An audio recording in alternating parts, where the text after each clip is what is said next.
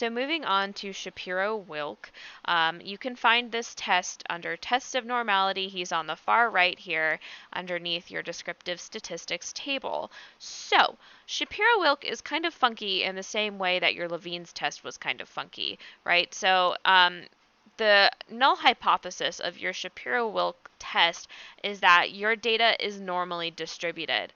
So by default, your alternative hypothesis or your alternate hypothesis would be that the data is not normally distributed. Remember, our alpha level is 0.05.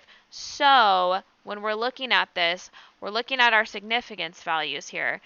Both of these significance values are less than 0.05, which means that we, by default, are forced to reject our null hypothesis and accept our alternative hypothesis, saying that the data is not normally distributed, so we have to reject the assumption of normality in this data.